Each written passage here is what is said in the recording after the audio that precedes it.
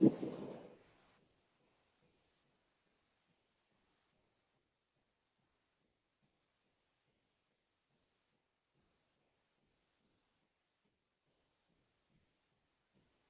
na ba? It's live. Live. Wala pa.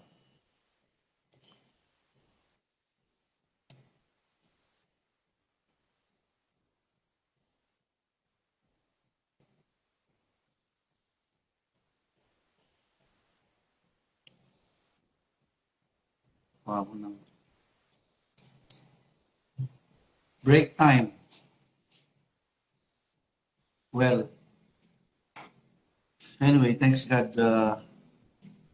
Ngayon lang medyo umupa ng konti ang mga pasyente. So, I have time to, ano,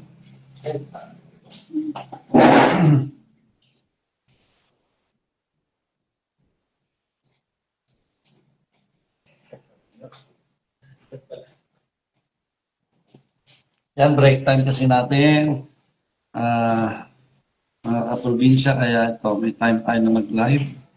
Anyway, shout out ulit sa inyong lahat, mga ating mga followers and subscribers. It's me, yung probinsyanong doktor again.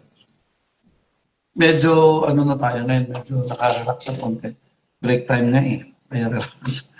So, nag-take chance na mag-live ulit. Anyway, the table is open for any medical questions kung meron po kayo.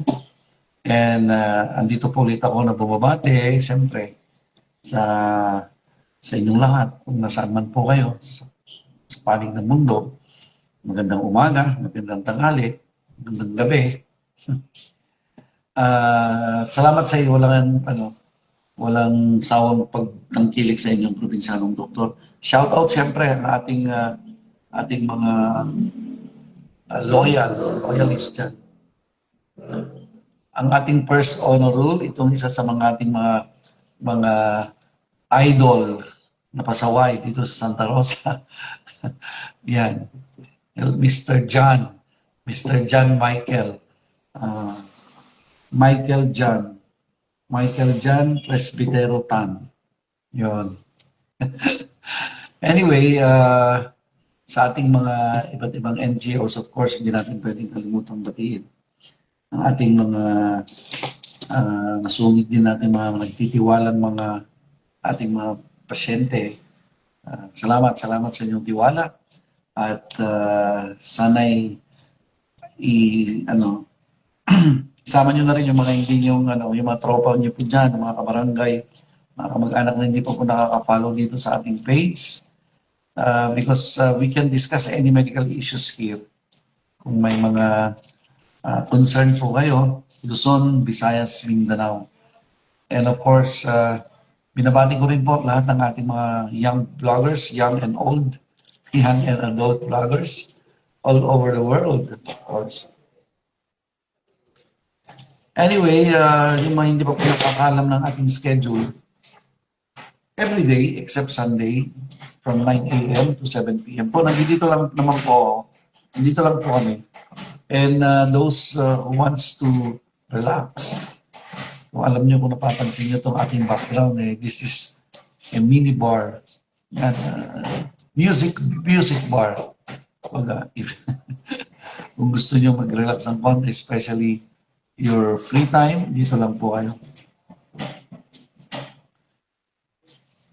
Anyway, speaking of maraming nagtatanong kasi itong araw na to, medyo marami ang pasyente at hindi maiwasan kasi yung mga yung banggit ko rin last time po, yung mga skin issues na yan. May mga hindi talaga maiiwasan natin. May mga tinatawag na parang imon-imon or kahit may adult na yan. Parang tinitigdas pa rin ang dating. Maliban lang po dun sa mga allergic reaction. Kaya kung may mga concern kayo sa skin, siyempre number one na ating pwedeng first remedy dyan is adequate fluid intake. Siyempre, And then, kung wala namang ibang concern tulad ng mga sipon, lagnat, at may mga lumalabas na. Usually kasi ano yan eh, sinat-sinat with uh, body pains, and then after 1 or couple of days, yan, nalabasan yung mga heart. But more on fluid therapy lang, iwasan lang po natin ng mga citrus fruits, yan ang lagi kong inuulit-ulit na sinasabi. Shout out Mr. Chito, Mr. Chito Somera Cabero Callejo. Watching from Jeddah. Thank you, sir. Shout out sa lahat ng mga OFW po dyan. Ito pala merienda natin. Yeah, yung mga isang paning ng mundo man po, ingat-ingat po kayo dyan ha, mga OF, mga tawag dito, mga kababayan. Ingat-ingat po kayo dyan. I think Middle East medyo gumanda na ng ang condition yan, unlike nung nandiyan pa kami, that was 3 years ago. 3 taon na pala ako dito sa Pilipinas, mga kaprobinsya, kaya anyway, there's no place like home. Darating din ng panahon niya na mag-exit din kayo, kaya make the most of it. Alam niyo naman, di natin may babalik ang mga nakarang mga araw na sinayang, kaya wag natin sayangin, baga. Work hard, siyempre, ipon hard. Ipon to the max. Yan. Shout out sa mga aking mga tropa pits dyan sa Jeddah. Alam niyo na kung sino po kayo, yung aking mga second family dyan. Pero yung iba kasi nasa Pilipinas na tulad ng Solmeron family, sina Kuya Bong, sina Ate Noring yan, Ate Nora. Siyempre, yung may ibang friends natin dyan na nandiyan pa rin, patuloy pa rin sa paghahakot ng pera. Sana all.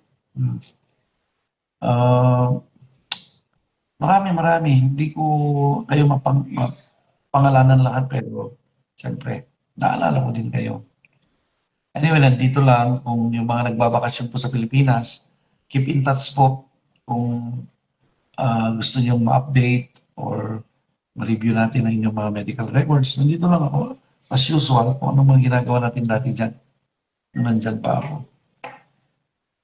So, maliban dun sa mga skin diseases po ngayon, by the way, saglit, maalala ko bigla, gusto ko nga pong ulit i-mention yung salitang pasma. Sometimes I still feel disappointed kasi lalo na yung may mga millennial ngayon dito, mga pasyente kong millennial o yung mga Gen Z, lumalabas sa bibig nila yung pasma. You have no reason na matakot kayong uminom ng gamot, kahit walang laman ng tiyan, o maligo, o lalo na pag gabi o hapon, lalo na if you're not feeling well, to avoid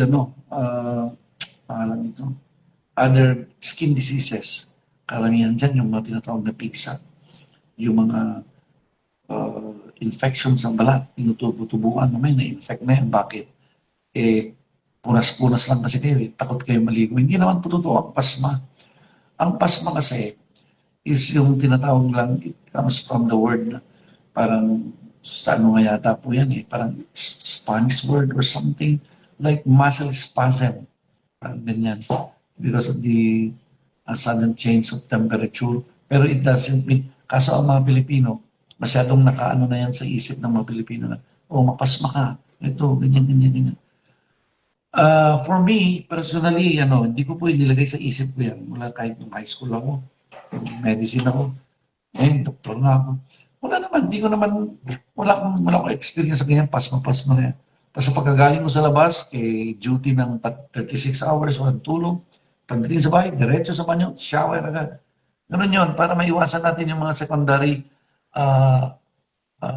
skin issues like amoy sa kilikili, yung mga anghit dyan, yung mga pigsa dyan, yung mga kati-kati sa mga katawan natin, especially sa mga singit-singit dyan, sa paa. Kasi nga, takot kayo maligo. Kaya yun po yung isang gusto kong liwanagin. Ulit, kahit may nagsasabi ko na sa mga previous videos ko, and live, yung salitang pasma.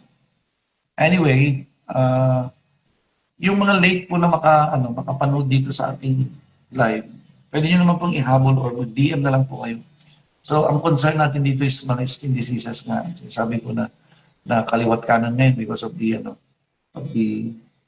climate change mostly. And siyempre yung pasma na sinasabi. Tapos yung pag-inom ng gamot na walang laman ng tiyan. Usually ini-specify naman po ng doktor yan kung kailangan may laman ng tiyan bago uminom ng gamot. Pag walang sinasabi ng doktor, that means you can take your medicine without, or you can take your medicine with empty stomach. May question dito. Yan na nga, kasasabi ko lang. No.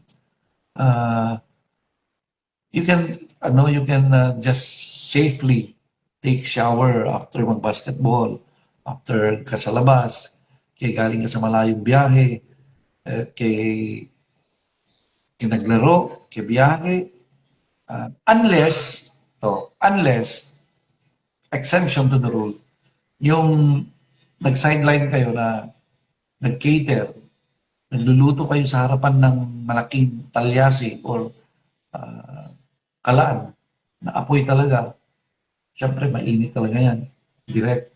And then suddenly, papasok ka sa banyo para mag-shower. Yun siguro ang hindi, Yan ang exemption, syempre. Pero yung mga ibang issues na hindi ka naman expose sa apoy, pwede kang mag-shower. Kain tayo, break time mo ngayon pero parang wala akong kinakain. Sabi niya, susubo nga. Meron ako dito sa harapan, kailan hulaan mo ano itong kakainin ko ito. May kasamang, siyempre may konting sabaw, spicy, konti. Pwede rin isabay sa kanin o pwede kainin na ganyan lang.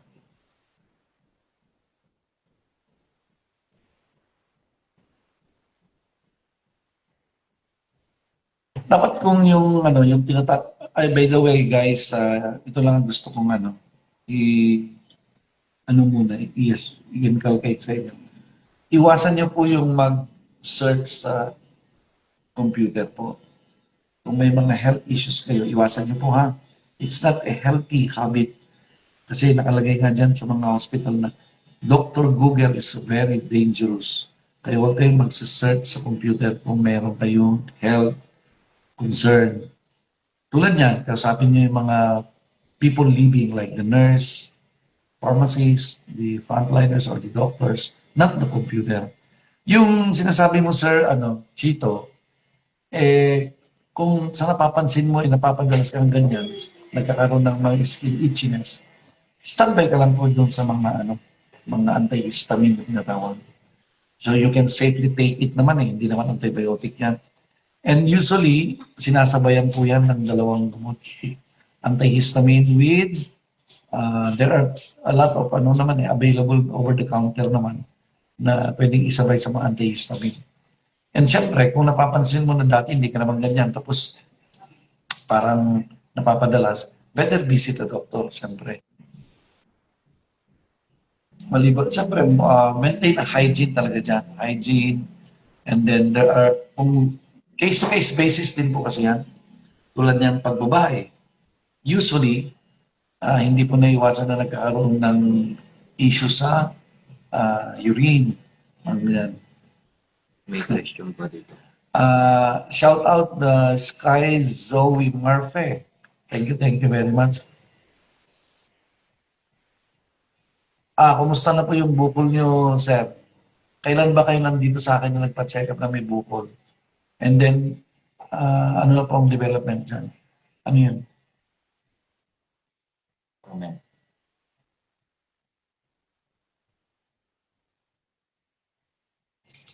Okay lang, sagot na. Parang naalala ko nga yung pero umalis ba kayo, sir? Yung may bukol sa leeg. Pero anyway, update niyo po ako ng yung kung kailan kayo nandito, kung anong buwan kayo nandito sa akin, kung nagka face-to-face na tayo, or hindi ko matandaan, sir. Anyway, pwede naman po kayo mag-DM, mag-direct message sa akin.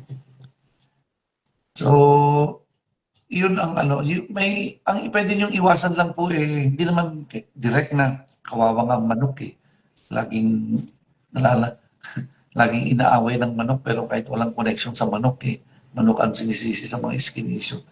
Ang number one talagang sigurado dyan is na iwasan nyo kung sakaling nagkakaroon kayo ng mga recurrent skin allergies, yung citrus fruits, yung mga maasim na prutas na binabalatan nyo pa, yun ang pwedeng uh, iwas-iwasan o bawas-bawasan po kung nagkakaroon kayo ng mga skin itchiness, lalo na kung napapadalas yung mga ganyang episodes ng balat nyo. Anyway, i-scan nyo po, try nyo pong bisitahin yung aking YouTube channel. May mga issue yata ako dyan na about sa mga ganyan. Yung mga skin allergies and everything before. Yan. And DM din also. Now, what time is it? 5:36. 5:26. May time break na ba? Break time is finished. Di pa. So kung may mga ano po kayo, pahabol po kayong mga questions under the sun na kaya nating sagutin, huwag po kayong atumbali. Don't hesitate. Huwag kayong mahiya na magtanong. It's either i-DM nyo, mag-DM po kayo sa akin, or siyempre, pwede rin kahit chat, or pwede i-jot down para sa susunod na naka-live na naman po tayo, maalala nyo at may tanong nyo po agad. Anyway, any atubili ba? Okay. Salamat po salamat sa mga nagbigay ng mga stars kunwari. Wala ba pwede magbigay ng stars dyan? Ito, before, pero sa ubo, bula, pero nagkaroon ako ng, Okay. I-double check ko na lang dyan. Kung kailan kayo dumating dyan, saan ba kayo ngayon? Pagdating nyo po dyan, saka lumabas yung bukol sa leg nyo.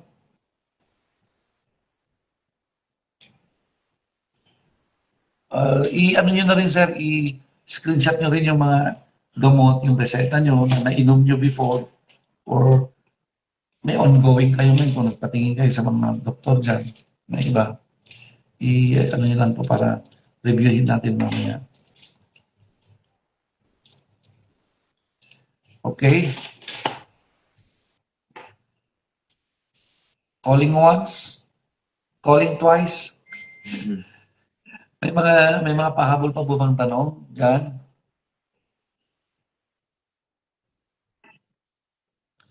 Kasi back to duty na po tayo. In the Philippines here right now, time check, it's 5:39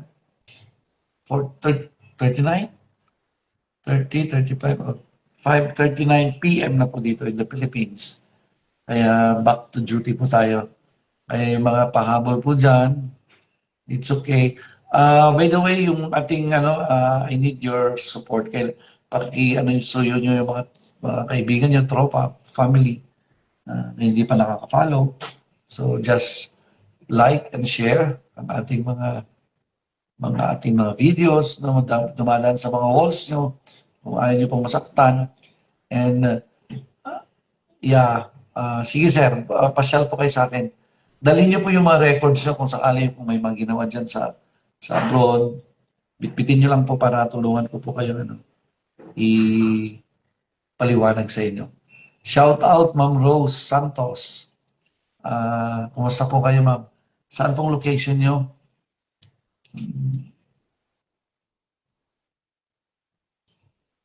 Parang this time dito sa Pilipinas medyo busy pa lahat ng mga tao siguro. Kasi nasa office pa sila About to time out na sila sa kanilang mga opisina. Anyway, guys, thank you very much once again. Abangan niyo po itong ating mag-suggest po kayo kung ano yung oras ba na free kayo dyan, any country, any part of the world, na para iset ko dito sa Pilipinas kung anong magandang suitable for you na magla-live tayo. Para hindi niyo po ma-miss ang ating live from your probinsyanong doktor. Anyway, thank you very much. Kung wala na pong question, kung wala na pong gusto magtanong or what, wala tayong topic.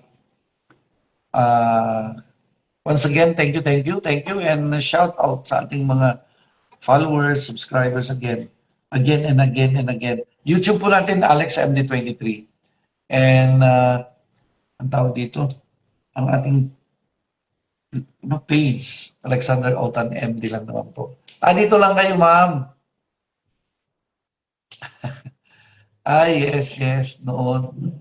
Estudyante niyo before, ma'am, sa Maranatha or saan school? O ngayon, dyan sa, ewan po, si Senki yata, dito na po siya, ma'am, sa Tagapo yata ngayon. But anyway, thank you very much, Ma'am Rose Santos. Shout out sa lahat ng mga taga-DepEd. DepEd, Eagles Brother, Hood, and siyempre, lahat ng Eagles worldwide. No particulars. No particular. Anyway, and lahat ng ibang NGOs yan, as I've said. And once again, as the saying goes, maging masaya lang po tayo. Bawal sumimahot. Keep on smiling, guys. And stay happy. So, once again, thank you. Sa susunod po ulit. Na live natin. Bye. Sa Maranatha, ma'am. Yes, thank you. Anyway, nakahabol po kayo. Sa susunod po ulit, ma'am. Thank you.